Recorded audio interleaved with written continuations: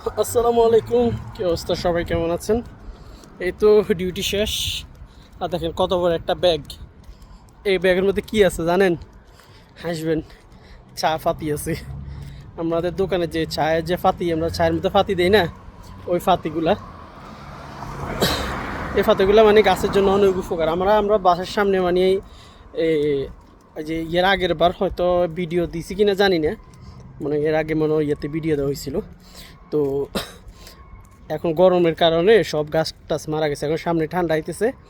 তো এখন আবার নিয়ে রাখতেছি, যেগুলো অনেকগুলো নিছি চা পাতি। এগুলো মানে গাছের জন্য ভালো আর কি।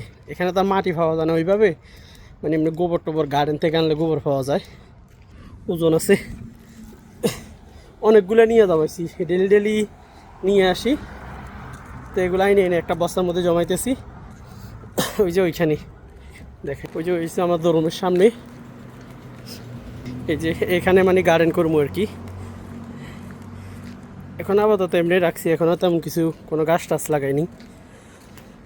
বাবা রে বাবা, এই যে এর আগের বার লাগাইছি যে গাছ, এগুলো এই যে গত বছর যে গাছ লাগাইছিলাম, গাছ ময়ূর, এগুলো কিন্তু ফুলের গাছ, গেন্দা ফুলের গাছ ছিল, ময়ূর একদম শুকিয়ে গেছে।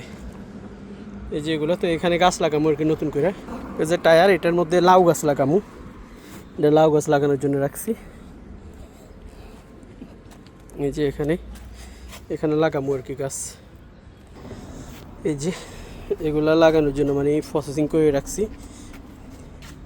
আর এই যে এগুলো হচ্ছে চা পাতি, যে ডেলি লাইনে না আমি মানে বস্তা পুরাইতেছি, যে এখানেও রাখছি।